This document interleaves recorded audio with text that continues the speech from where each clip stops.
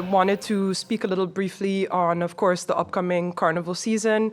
In the coming days, KPSM will be putting out some posters. They will be visible on different billboards and other types of spots around the island in which they're highlighting various infractions. And also, of course, it's in 3 different languages. So really trying to get the message out there for us to try to have a safe carnival. We'll also be having zero tolerance, of course, during the carnival season.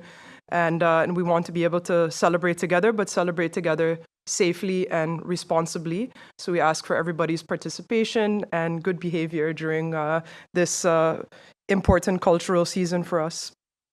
Then I wanted to also highlight the Stop, Drop, and Go campaign that we have going on, which is the gun amnesty program. The program consists actually of 2 different elements. One of those is that you can come into the Opal building in Cole Bay at set times and surrender a weapon or ammunition, no questions asked, and you will receive a monetary reward for that.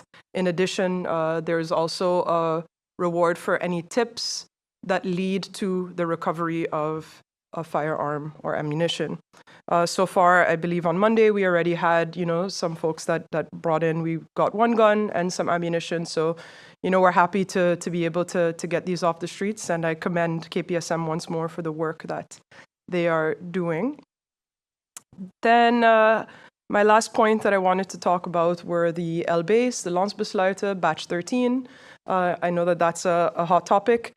Batch 13 has been finished by the cabinet. As I had mentioned during a previous press briefing, what we found was that there were differences in the placement proposal that was submitted to that person and then versus what was on the decree itself. And as a result, what we did was we pulled those, it was 15, and we had individual conversations with all of those that were affected to explain the process, to also hear their side of the story, and to try to come to a resolution to ensure that we don't have people objecting to it after they've already been issued a national decree. So we've had those conversations. Batch 13 is leaving my cabinet today and going to the cabinet of the Minister of Finance, because that's then the last check for the financial component of that. And then we hope within the coming days, of course, taking into account that we have some holidays coming up, that it will make its way to the governor. In the meantime, we've also made the decision to combine batches 14 and 15 together in order to make up for some of the delays that we had in terms of really figuring out what was going wrong in the process. So batch 14 and 15 will be done in conjunction. We're hoping also that within 14 and 15, the police force will be finished and any other employees that are still lingering from other departments like immigration, etc. And then after 14 and 15, of course, the focus will be on the Point Blanche prison, where none of the employees have been placed ever. So that's a big one, and one where there are significant changes, and we're hoping to also do that in one group so that everybody is treated equally at the same time.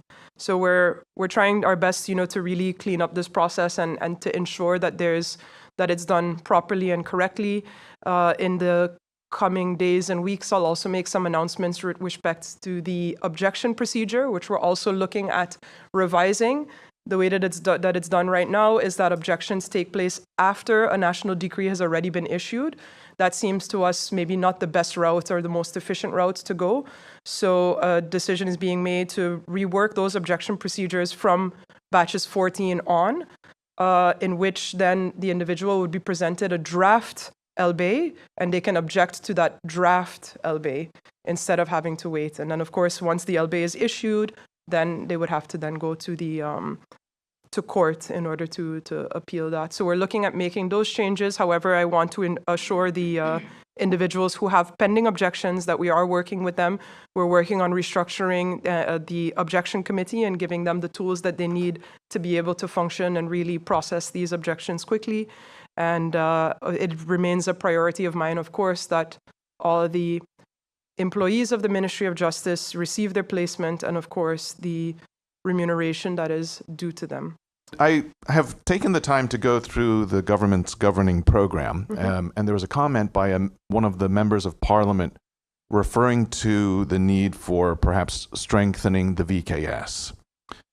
But when I look through the justice section of the governing program, I don't see any mention of the VKS. Yep.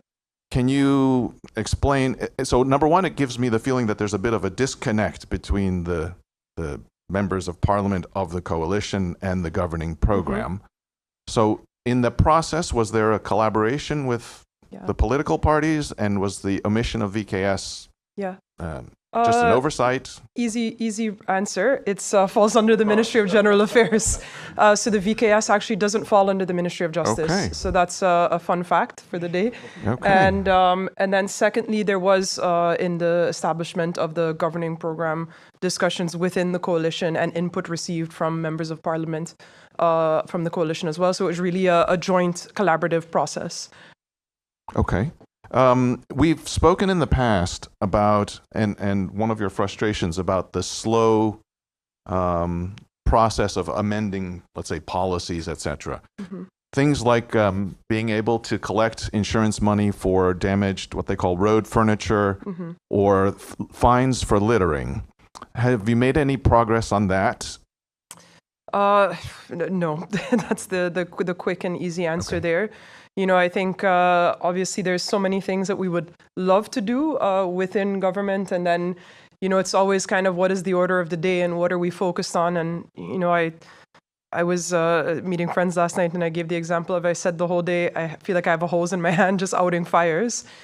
So, you know, I think these are things that obviously we would love to see, and they feel like little quick wins, but at the same time, you also have an extremely overburdened civil service apparatus running on minimal people. So, you know, it's also just like, oh, I have this thing that looks really great on paper, but then how do I ensure that that's properly embedded and able to be carried out? So, I mean, I know that the Minister of Romy is working on legislation and different points. I'm looking at the acting Minister of Romy at the moment when it comes to littering and environmental protection. I believe also the SMDF has just submitted a piece of legislation to government also with respect to single-use plastic. And part of that is also looking at implementing a sort of cross-ministry task force that then would have the capability and authority to be able to implement and enforce various environmental actions. So when it comes to littering and things like that. Thank you. In the governing program under TIAD, it refers to development of a cannabis legislation. The current legislation, obviously cannabis and driving under the influence is not permitted.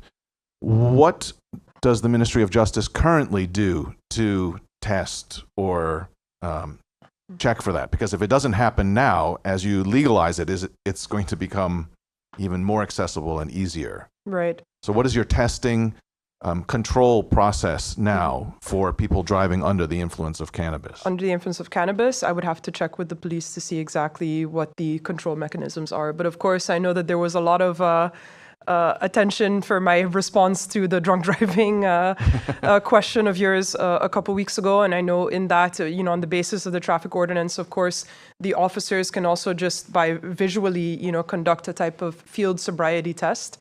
So I would have to check to see exactly what we're doing, you know, when it comes to if they're administering blood tests, but I don't have an answer right now. Okay.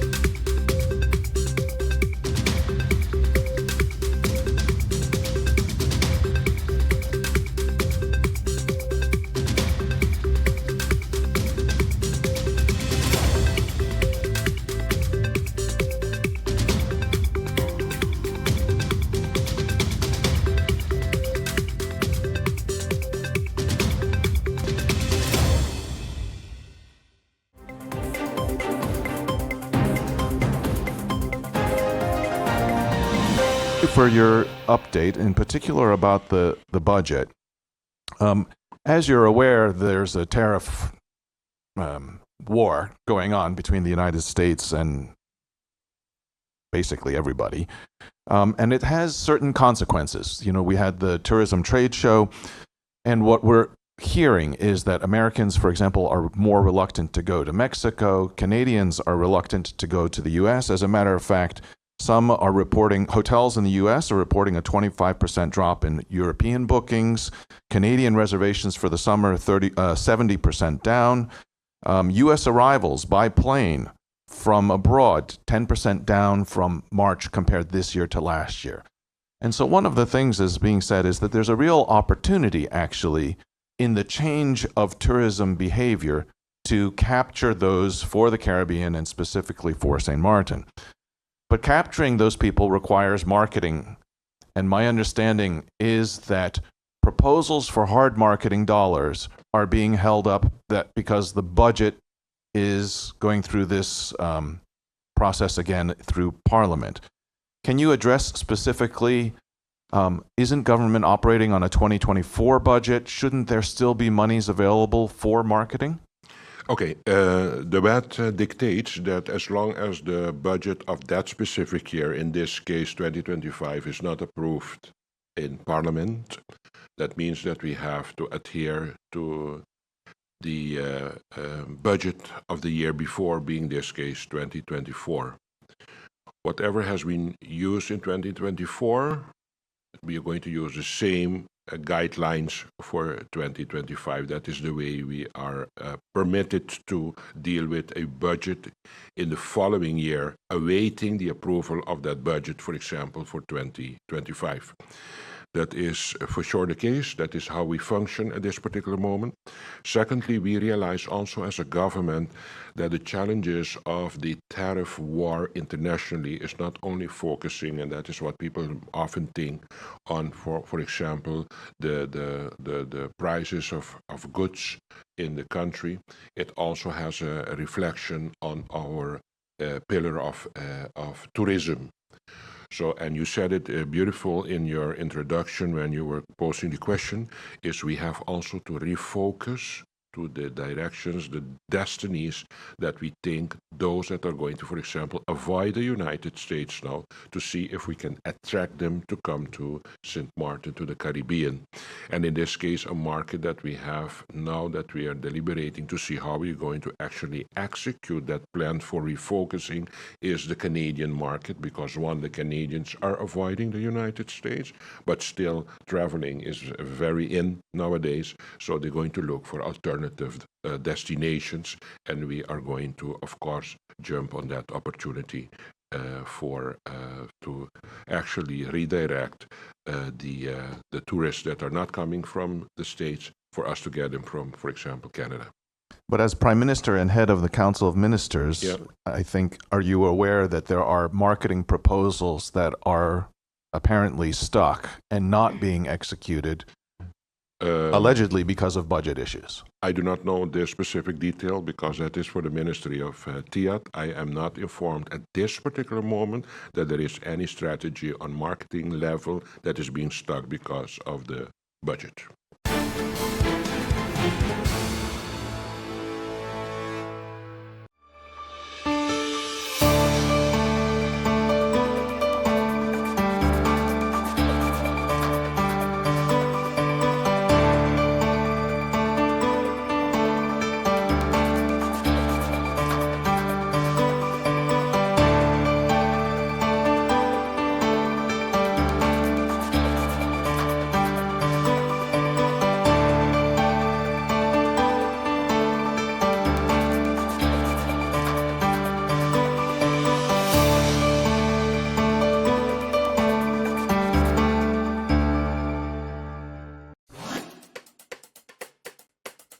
It's time for a new brand that is as bold, vibrant, and colorful as the island of St. Martin, with colors drawn from our diversity,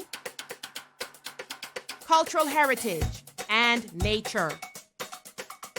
Our breathtaking beaches, waters, and sun, the majestic brown pelican, our national symbol, the radiant yellow sage, our national flower, the historic border monument signifying the Dutch and French sides, our exciting cruise, yachting, and boating ports, renowned Maho Beach and St. Martin Airport, the hub to the Caribbean.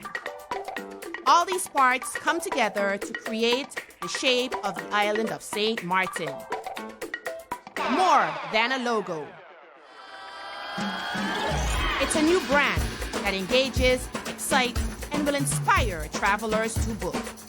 It's time to tell the St. Martin story, to reintroduce travelers to St. Martin, to honor our past, to embrace our present, and shape our future. Our culture and diversity, Dutch and French sides, unrivaled cuisine, twice the nightlife, entertainment, and shopping, cruises, boating, and yachting, twice the adventure, exploration, and relaxation, splendid and scenic accommodations, Pinel, Tentamar, and island hopping in the Caribbean. Whatever your taste, St. Martin has more. Experience twice the Caribbean. St. Martin.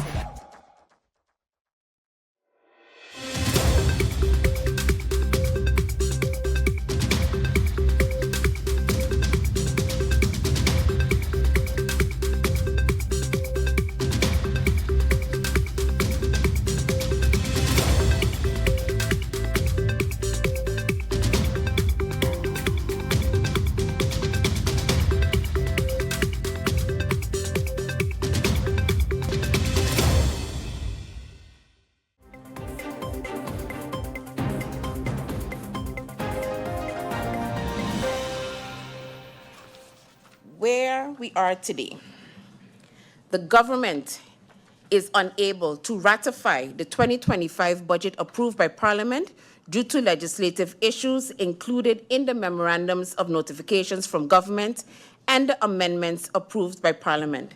Considering this, the government has explored various options to enact a functional budget for 2025 as quickly as possible. After consultations with all stakeholders and considering the most straightforward path, the government has decided to submit a new budget for the year 2025. This newly submitted budget will be a replica of the initial 2025 budget presented to Parliament and include the following. 1. Memorandums of notification from government and approved amendments from Parliament will be incorporated, taking into account the unique nature of this situation. Number 2, Teweo funding allocations will be included. Although these have a net zero effect on the budget, they are essential to ensure funds are utilized. For example, ministries such as TIAT and in particular VSA have secured approximately $2 million from Teweo for specific projects. Including these amounts is key to making use of the available funds. And 3, the SCDF subsidy adjustment will also be incorporated as previously communicated in the government's letter to Parliament. This approach aims to ensure that the budget can be finalized efficiently while remaining compliant with legal and procedural requirements. Efforts undertaken. Since the approval of the budget in January 2025, the Ministry of Finance has actively engaged with several key stakeholders, including the Department of Legal Affairs and Legislation, the Griffier, and the Chairlady of Parliament, His Excellency the Governor, the Council of Advice, CFT, and BZK. It must be emphasized that this situation is partially unprecedented. There is no clear precedent or established procedure for handling a matter of this nature. During the entire process, all efforts were made to finalize the end text, as the financial intentions of Parliament have been duly incorporated. In previous years, parliamentary amendments that were approved and included in the budget also contained minor errors and did not account for all ripple effects. However, those cases, typically involving one or two amendments, were handled administratively, and the final text was approved without major issues. Given this precedent, various discussions were held in an attempt to resolve the matter administratively once again. These discussions took time. These technical issues are usually managed through internal procedural processes. Unfortunately, despite these efforts, an administrative resolution could not be reached. The government even went as far as providing Parliament with a proposed aim text for approval, as we were and still are of the opinion that the financial intentions of Parliament were duly and accurately incorporated into the budget. For instance, the correct figures are reflected in Article 2 of the ordinance, taking into account all adjustments from both the government and Parliament. Specifically, in the case of the amendment by MP Myers, even the detailed table was adjusted to reflect Parliament's clear financial intent. Similarly, as it pertains to the amendment from the Ministry of Justice, all adjustments at the economic level have been incorporated into the budget. In addition, we have also accounted for all the ripple effects of the proposed amendments to ensure internal consistency across the document. However, Parliament did not approve the final text as it did not follow the usual administrative procedure, specifically the process in which the final text is submitted by Parliament via Legal Affairs, who would typically verify whether the amendments were correctly incorporated. In this case, that verification step was not completed due to the legal technical issues previously mentioned. As such, the government maintains that the financial intentions of Parliament were duly incorporated in the final text submitted for approval. Nevertheless, the legal issue remains, and we fully respect Parliament's position in choosing not to approve the final text under those circumstances. While we attempted to finalize the aim text, we simultaneously explored various alternative avenues to resolve the matter in a way that would be both legally sound and procedurally acceptable. Another option explored was the novel approach. While some stakeholders suggested exploring the novel approach, others criticized it, pointing out that it is not a common practice within the St. Martin context, and the legislative structure differs from that of the Netherlands. However, the discussion was not about terminology, but about the underlying concept and how to resolve the issue. The core challenge has been determining how to correct amendments that, while approved, contain legislative and textual inaccuracies, especially after the budget has already been unanimously passed by Parliament. One option that was explored, thank you, PM, was a corrective law amendment, which initially appeared to be the quickest and legally sound solution. However, this path raised significant legislative uncertainties, such as the status of the original approved budget, which could not be ratified due to textual issues. For a corrective law to be enacted, the initial law must be enacted first, which in this case is not possible. Given these complexities and the need to have the budget 2025 go into effect as soon as possible, the limited legislative capacity available, and the looming deadline from BZK, the decision was made to submit a new budget with minimal changes. This approach is the clearest path forward, has the least legislative uncertainties, and is understood and accepted by all relevant parties. Timeline and next steps. The goal is to have a newly approved budget 2025 by the Council of Ministers by April 30th, 2025.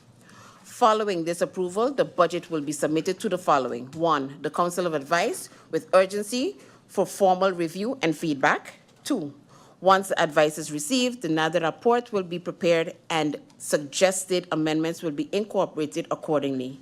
And 3, a letter will be sent to CFT and BZK explaining why the April 30th, 2025 deadline could not be met. it will be clarified that the budget is a national ordinance and must follow the appropriate legislative trajectory. While this has already been communicated verbally by the Minister Plenipotentiary, Ms. Arundel, during the Kingdom Council of Ministers meeting, we will now formally confirm this in writing. We anticipate that the revised budget 2025 will be returned to Parliament for handling by early June 2025. Clarifying intentions and addressing budget 2025 delay. I have formally requested this agenda point in today's meeting to ensure full transparency and to keep Parliament apprised every step of the way. I also want to assure you that the intention of the government is not to undermine the authority of Parliament. On the contrary, we are working to uphold the integrity of the budgetary process and ensure that all measures included in the budget are legislatively and procedurally sound. We remain committed to working with Parliament to ensure the new version meets both the legislative standard and the political consensus that has already been established. The government will continue to operate and govern the country based on the 2024 budget as amended in accordance with Article 16, Paragraph 3 of the National Accountability Ordinance. To ensure the 2025 budget goes into effect as soon as possible, the entry into force clause will stipulate that the budget will enter into force urgently in accordance with Article 127, paragraphs 3 and 4 of the Constitution in conjunction with Article 17, paragraphs 1 and 2 of the National Ordinance Constitutional Court. With this urgency clause in place, it is expected that both the 2025 budget and the draft national ordinance on the vacation and leave regulation, vacation allowance, that will be handled in today's Central Committee meeting of Parliament will be enacted in June. The aim is for these to take effect in June, which will allow for the additional 1% vacation allowance to be paid to all civil servants in June. As it pertains to the 2% indexation, this also will be paid out. However, some time will be needed for the salary administration to carry out the necessary manual calculations to facilitate the retroactive payment.